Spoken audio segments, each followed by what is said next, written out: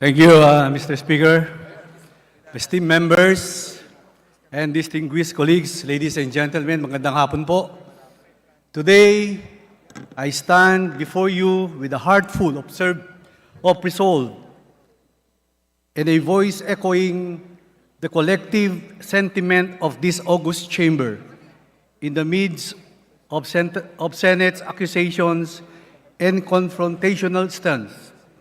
We affirm our unwavering solidarity and support to the leadership of the Honorable Speaker Ferdinand Martin Gomez Romualdez and uphold the integrity and honor of the House of Representatives. Mr. Speaker, in the course of the performance of our legislative duties, it is a matter of course that we encounter diverse opinions and perspectives. These are vital to our parliamentary process and healthy sign of a vibrant democracy. However, recent events have cast a dark shadow over the decorum and mutual respect that should define the relationship between our co-equal legislative bodies. The unfounded allegations hurled by some members of the Senate on the issues surrounding the People's Initiative are direct violation of interparliamentary courtesy and undermine the independence and integrity of the House of Representatives. My honorable colleagues, we must, as one body, rise in defense of the leadership and dignity of our institution against these ridiculous allegations. Unsubstantiated, and they are, which foster a climate of mistrust that is detrimental to our nation's progress, and it is imperative that we denounce these underhanded tactics that erode public trust in our parliamentary processes. By approving resolution of both houses number 6, we sought to amend our Constitution and make our beloved Philippines a more investor-friendly and globally competitive country. This initiative, in support of President Ferdinand R. Marcos Jr.'s agenda, was conducted with the utmost legal and procedural integrity. We have no involvement in the signature drive to amend the Constitution, and it was, in fact, initiated by a private organization. We, however, respect the people's initiative as it clearly manifests the essence of our country's democratic process. Mr. Speaker, my dear colleagues, in the face of these unfounded indictments, the Speaker has bravely defended the integrity and honor of the House of Representatives. Yet, he continues to call upon our honorable members to be discerning while observing mutual deference to a co-equal legislative body. Through House Resolution number 1562, not only do we express our support to the leadership of the Speaker, but we likewise reaffirm our commitment to the principles of respectful dialogue and adherence to interparliamentary courtesy. We stand as one as House, one voice, rejecting divisiveness and dedicating ourselves to the pursuit of harmony and cooperation between our legislative houses. Both houses of Congress share the noble purpose of crafting a better future for our nation. It is with this shared responsibility that I call upon everyone to stand together as one and reaffirm our commitment to work for the betterment of the Filipino people. Now, it is the time for us to unite and address these challenges I implore you to support the adoption of this resolution with a sense of urgency and in the spirit of unity. Let us defend the integrity of our institution. Give our full, unwavering support to the Speaker and ensure that we continue to serve the people with the honor and dedication they deserve. Let us move forward with dignity and unwavering commitment to uphold the democratic peoples that binds us. Sa inyo pong lahat, maya pagkat panapon, dakal pong salamat. Maraming salamat po sa inyong lahat. Maraming salamat, Senior Deputy. Members of the House and valued citizens of our nation, today, as the leader of the National Unity Party, I address this august body to voice our steadfast support for the resolution that stands as a bulwark against the recent actions of the Senate against its co-equal legislative chamber in our country. This resolution symbolizes our unwavering commitment to uphold the sanctity and autonomy of the House of Representatives. The heart of this resolution lies in the core principles of our core democratic governance as enshrined in Article 17 of our Constitution. In its pursuit of national development, in keeping with the vision of President Marcos Jr., this House, under the leadership of Speaker Martin Romualdez, has responsibly embarked on an initiative to rid our Constitution of its anachronistic economic provisions that have barred the inflows of foreign direct investments commensurate with our status as one of Asia's fastest-growing economies pre- and post-pandemic. The passage of resolution of both houses number 6 is a crucial step towards this endeavor, reflecting our collective resolve to steer our nation towards a more vibrant and prosperous future.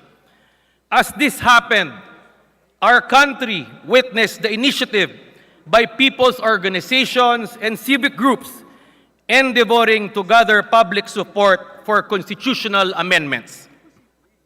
Regrettably, Mr. Speaker, though this commendable initiative from the grassroots has been clouded by severe allegations from certain senators, casting aspersions on the integrity of this House and its esteemed members who have surprisingly and unfortunately become the subject of a Senate inquiry. These public hearings, Mr. Speaker, contravene interparliamentary courtesy and reek of undue interference by members of one chamber in the official acts of legislators belonging to the other.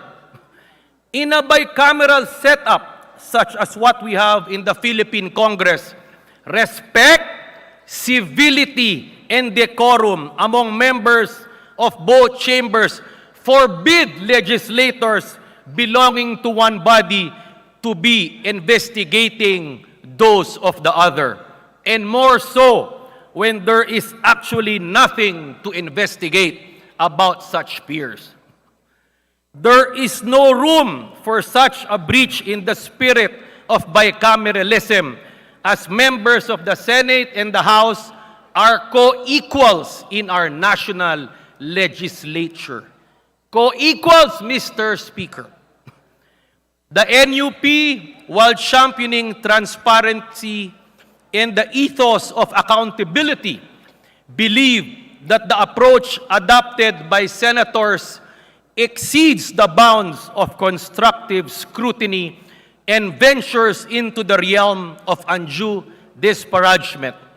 Such actions not only compromise the decorum expected between co-equal branches of government, but also impinge upon the honor and autonomy of this House. In these testing times, Mr. Speaker, Speaker Ferdinand Martin Romualdez has chosen wisely to remain above the fray, exemplifying astute leadership and navigating the turbulent political waters with grace and an unwavering commitment to uphold the principles of mutual respect and independence between the two legislative chambers of our Congress. United under the credo of one house, one voice, we stand in solidarity with our Speaker, repudiating baseless allegations and safeguarding the dignity and sovereignty of this institution. With this resolution, the National Unity Party affirms and reaffirms its alliance with Speaker Martin Romualdez and the legislative agenda of the President in his vision for a peaceful and prosperous nation. We vehemently object to the Senate's contentious methods which undermine not only the cooperative ethos essential for effective governance, but also erode the trust of our citizenry in the Congress in particular, and for our democratic processes in general. We advocate for a restoration of dignified discourse and a recommitment to the principles of interchamber respect and courtesy, and the continuous pursuit of a close and harmonious working relationship between the Senate and the House for the greatest good of our people. The National Unity Party wholeheartedly endorses this resolution, and we pledge to defend the independence and integrity of this House as we remain committed to the relentless quest for our nation's sustainable progress and prosperity. Maraming salamat po. Maraming salamat. Committee on National Defense and on Labor, Senator Jingo Estrada is recognized. Thank you, Mr. President. Thank you, Majority Leader. First of all, I just received a news feed with regard to a resolution passed by the House of Representatives just a while ago, and the title reads as follows: a resolution expressing unwavering solidarity and support to the leadership of the Honorable Speaker Ferdinand Martin G. Romualdez and upholding the integrity and honor of the House of Representatives in the face of intense assault from the Senate in violation of the principle of interparliamentary courtesy and undue interference in the performance of its legislative and constituent functions. Mr. President, if a leader is embattled or beleaguered in the case of the House of Representatives, it is but normal for the members of the House to express their unwavering support. And if our Senate President here in the Senate is also beleaguered and embattled, we, the members of the Senate, will also express our full support to the leadership of our Senate President. That's normal. But what I cannot understand is the phrase intense assault coming from the Senate.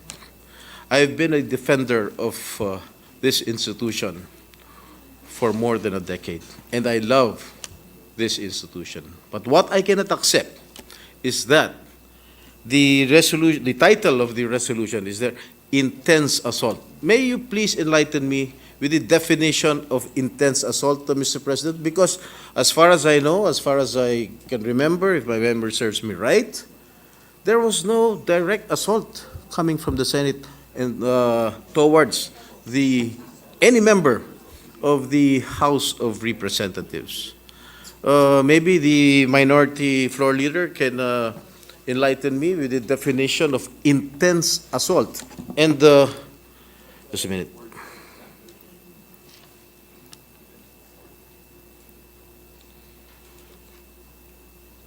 And we violated, in violation of the principle of interparliamentary courtesy and undue interference in the performance of its legislative and constituent functions. What did we violate? I don't think we violated any rule.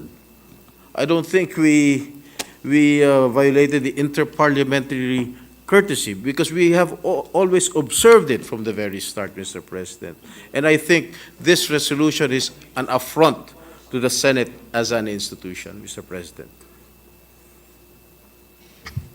Yes, Minority Floor Leader.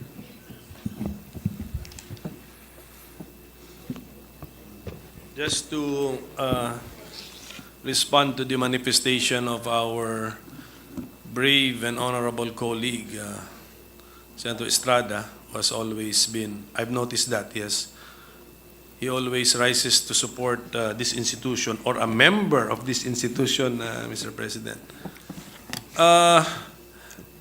Meron din po kasi sa title ng kanilang resolution. I think the purpose of the resolution of the House, which was passed, I think today, Yes, today, no? Today? I understand Just it's this today. afternoon, is to express their support to their speaker. Okay. And that's normal, Congratulations Mr. to the speaker. That's why he is the speaker and he will remain to be the speaker. Pero bakit kasi meron pa po silang allegations that they are doing this, they are reiterating the support for the speaker because they are facing intense assault from the Senate, so from us.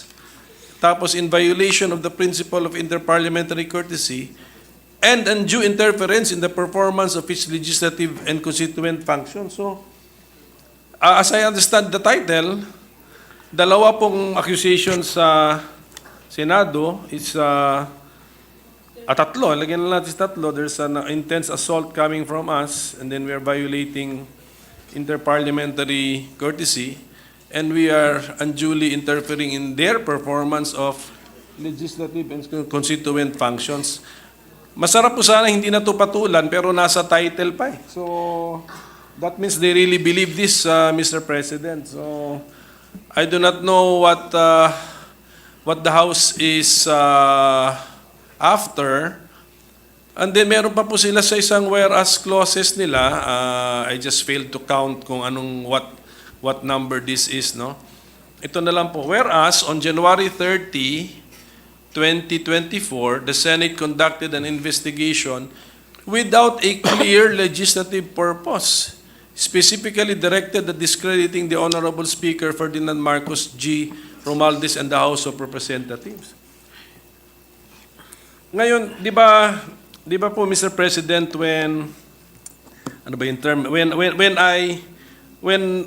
I allege that a member of this House has personal or ulterior motives, bawal po yun, di ba? That's unparliamentary conduct. Ito naman baliktad. Sinasabihan tayo ng House of Representatives na yung investigation natin, although sa title, in aid of legislation, wala daw tayong clear legislative purpose. Okay? I mean, that is the unparliamentary conduct, Mr. President. And for the information of the House, in a few minutes, I will already be filing a bill to make complete, in my opinion, which makes complete RA 6735. So now it can be used now as the legal basis for a people's initiative. Kasi yan ang ruling ng Supreme Court. Alam na natin yan, na-remind tayo ulit because of this incident and our hearings, na-reinforce ng mga resource persons na ganito nga yung ruling ng Supreme Court, ito yung kahinaan ng batas. So yan yung clear legislative purpose at ito na ang clear legislative result. A bill will be filed which hopefully will now be sufficient to make RA 6735 as a clear, sufficient, and adequate basis for the people to exercise the right to initiate amendments to our Constitution. So, nakakalungkot that the House, our co-equal body here in the legislative branch, has accused us of practices which they are doing in the very same accusatory document, Mr. President. So ano ba talaga ang gusto nila? So siguro, the leadership siguro the two houses must have a dialogue. So maybe our majority leader can talk to the majority leader of the House, Mr. President, for an honest to goodness dialogue.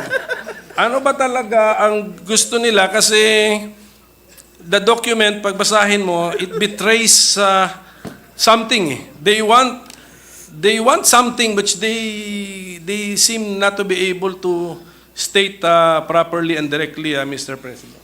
Yes, thank you, Mr. President. Mr. President, I haven't attended any hearing of the resolution filed regarding the People's Initiative chaired by Senator Amy Marcos, but I have been monitoring the events of the hearings that has been held by the Committee on Electoral Reforms. But never did I see or hear anybody or any member of the Senate accusing or assaulting any member of the House, especially the Speaker of the House. Wala naman hong binabanggit na pangalan ng kahit sinong representante ng Kamara dun sa House of Representatives. That's why I am picked because, again, the Senate as an institution is again facing another challenge here because of this resolution that has been approved by the House of Representatives, Mr. President. Mr. President, if I may just a Yes, please proceed, Majority Leader. very short manifestation as I heard my name from the Minority Leader. Mr. President, during the hearing conducted by the chairperson in charge here in the Senate, Senator Amy Marcos, there are a lot of things that we were able to discover in aid of legislation, and that's why my question is if there is a resolution calling for an inquiry in aid of legislation, is this considered unparliamentary, Mr. President? Because in that particular hearing alone, Mr. President, we were able to air out a lot of concerns, particularly, for example, Mr. President, how the Commission on Election would actually address the receiving of signatures, Mr. President. 2 days later, Mr. President, after the hearing, I asked for our provincial election officer in Bulacan. And she herself stated that thank God for the meeting because right now, everything is under the scrutiny now of not just Congress but also of the Commission on Elections.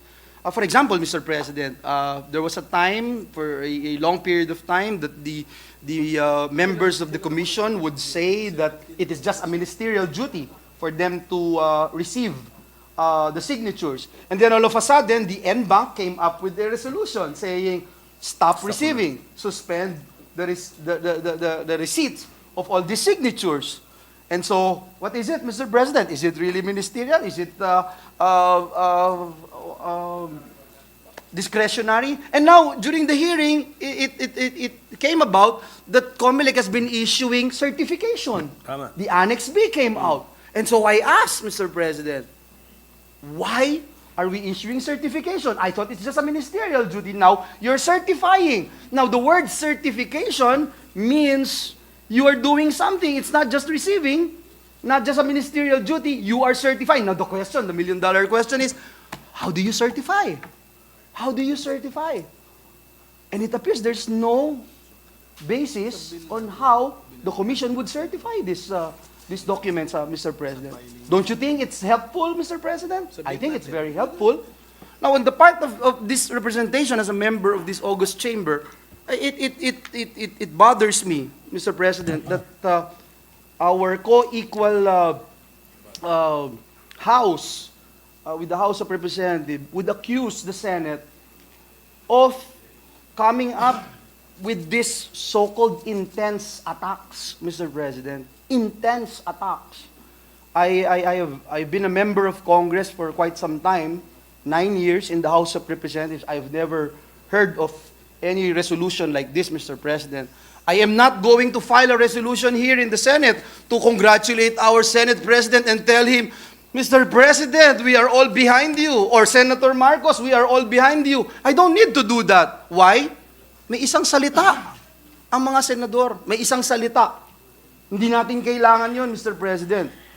The fact that we see each other, yung pagkamay natin sa isa't isa, alam na natin. Meron na tayong pinagkaisahan. Meron tayong pinagkasunduan, Mr. President. I cannot say otherwise with the other chamber, Mr. President, because, and I think this is the root cause of the problem, I think the leader of the House is not sharing the information that was shared to us by our Senate President. Doon sa mga pag-uusap, doon sa mga napag-usapan, na dumating yung mga pagkakataon ilang beses na hindi sila tumupad sa pinag-usapan.